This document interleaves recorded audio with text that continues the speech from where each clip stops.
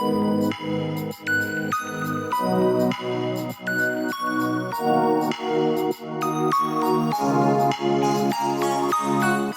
kepikiran nggak gimana sih sebuah ide itu bisa mengubah dunia? Nah, hari ini kita bakal memulai sebuah petualangan seru buat ngungkap rahasia di balik setiap penemuan besar, yaitu proses penelitian. Yuk kita lihat gimana rasa penasaran itu bisa diubah jadi pengetahuan, selangkah demi selangkah. Nah, pertanyaan inilah yang jadi titik awal petualangan kita. Coba deh pikirin, semua penemuan hebat, mulai dari obat-obatan yang menyelamatkan nyawa sampai teknologi super canggih, semuanya itu berawal dari rasa penasaran yang sederhana kayak gini. Yuk, kita telusuri jejak ya bareng-bareng. Tapi sebelum kita melangkah lebih jauh, ada 3 pilar nih yang harus menopang setiap penelitian biar kokoh. Jadi ini bukan soal untung-untungan atau proses yang ngasal ya. Penelitian itu harus 1. Sistematis. 2. Terencana dengan matang. Dan 3. Selalu ngikutin konsep ilmiah. Kenapa coba? Ya, biar hasilnya bisa benar-benar kita percaya. Oke, kita mulai babak pertama dari petualangan ini. Nah, seperti dalam setiap penjelajahan, ya kan? Langkah pertama itu selalu jadi yang paling krusial, yaitu menemukan pijakan kita. Maksudnya? Ya, menemukan masalah yang pas buat dipecahkan. Nah, buat seorang penjelajah ilmu, ini seringkali jadi tantangan terbesarnya loh. Menemukan masalah yang benar-benar layak diteliti itu butuh kepekaan. Jadi ini bukan sekedar nyari-nyari aja, tapi lebih ke melihat dunia dengan jeli, nemuin lubang di peta pengetahuan kita, dan ngerasa tertantang buat ngisi kekosongan itu.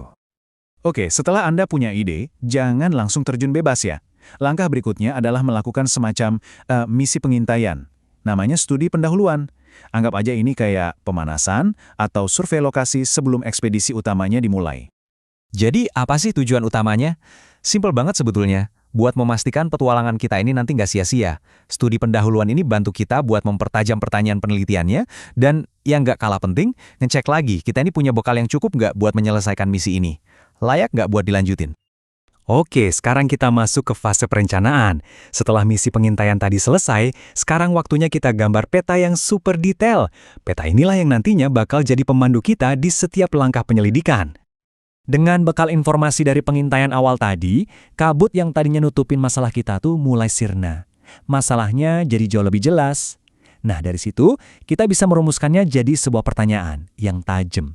Terus, kita bisa bikin semacam tebakan cerdas, jawaban sementara yang bakal kita uji, dan itulah yang kita sebut hipotesis. Dan ini poin yang krusial banget. Hipotesis itu ibarat kompas kita. Ini bukan sekedar nebak-nebak buah manggis ya, tapi sebuah pernyataan yang fokus dan ngasih arah yang jelas. Anggap aja ini kayak bintang utara yang bakal mandu setiap langkah kita selanjutnya. Mulai dari gimana cara kita ngumpulin data, sampai gimana kita nganalisisnya nanti. Nah, kutipan ini ngasih gambaran yang pas banget soal asumsi dasar sebelum kita bikin hipotesis. Intinya, kita harus berasumsi ada sesuatu yang beda, sesuatu yang bervariasi buat diteliti. Ya kan? Logis, kalau semuanya sama persis seragam, ya terus apa dong yang mau diselidiki? Nggak ada? Oke, sekarang saatnya kita nyempurnain detail di peta penelitian kita. Kita harus milih jalurnya dulu, mau pakai pendekatan yang sifatnya angka-angka atau yang lebih fokus ke cerita dan makna. Terus kita juga harus nandain dengan jelas apa aja yang mau kita amati. Itu namanya variabel. Dan tentunya dari mana kita bakal dapetin semua informasinya.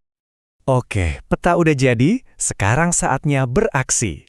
Kita masuk ke fase di mana kita benar-benar turun gunung, pergi ke lapangan, dan ngumpulin data.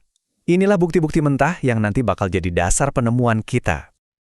Tentu aja, ya, nggak ada ekspedisi yang berhasil tanpa peralatan yang tepat. Nah, dalam penelitian, peralatan ini kita sebut instrumen. Bentuknya bisa macam-macam, bisa kuesioner, bisa panduan wawancara, atau lembar observasi. Kuncinya cuma satu, pilih yang paling pas. Soalnya, pakai instrumen yang salah itu ibaratnya kayak nyoba nebang pohon pakai sendok. Ya, mustahil kan? Coba deh, dengerin kutipan ini baik-baik. Ini benar-benar menggarisbawahi betapa krusialnya tahap ini. Kalau data yang kita dapat salah, ya udah, otomatis kesimpulan penelitiannya juga pasti salah. Nggak ada tawar-menawar. Ini adalah pekerjaan yang menuntut ketelitian super tinggi. Baiklah, anggap kita udah kembali dari ekspedisi dengan sekantong penuh data mentah. Sekarang, bagian yang serunya dimulai. Saatnya kita menerjemahkan tumpukan informasi ini jadi sebuah jawaban yang bermakna. Nah, di sini ada dua tahap yang kelihatannya mirip, tapi sebetulnya beda banget. Sering ketukar nih. Pertama, analisis data. Anggap aja ini kerjaan teknisnya. Kayak kita lagi nyortir dan nyusun semua kepingan puzzle. Terus yang kedua, menarik kesimpulan. Nah, ini momen ahanya. Saat kita mundur sedikit, ngelihat gambaran besar dari puzzle yang udah tersusun itu, dan akhirnya paham apa artinya. Dan proses ini punya aturan main yang ketat. Ini soal integritas ilmiah. Peneliti itu harus jujur sama hasilnya, titik. Bahkan kalau hasilnya nggak sesuai sama harapan awal. Dan yang paling penting, ingat ini. Hipotesis yang nggak terbukti itu bukan kegagalan. Sama sekali bukan. Itu tetap sebuah temuan, sebuah pengetahuan baru. Oke, kita udah hampir sampai di akhir petualangan nih. Setelah kita susah payah nemuin jawabannya, ada satu langkah terakhir yang super penting, yaitu membagikan cerita penemuan kita ke dunia. Nah, laporan penelitian inilah warisan dari petualangan kita. Ini cara kita nge-share peta harta karun yang udah susah payah kita buat. Kenapa penting? Biar penjelajah lain bisa belajar dari perjalanan kita, bisa ngecek ulang temuan kita, dan bahkan bisa ngelanjutin ekspedisi dari titik tempat kita berhenti. Tanpa laporan ini, semua kerja keras kita ya hilang gitu aja, sia-sia. Jadi kalau kita rangkum lagi petualangan kita hari ini, simpelnya gini. Mulai dari sebuah pertanyaan, terus kita rancang petanya, kita kumpulin buktinya, kita temukan jawabannya, dan terakhir, kita bagikan kisahnya. 5 langkah simpel. Tuh kan, proses yang mungkin tadinya kelihatan rumit dan menakutkan, ternyata adalah sebuah petualangan yang punya peta yang jelas. Jadi sekarang giliran Anda. Dengan peta ini di tangan, penemuan apa yang bakal Anda mulai selanjutnya?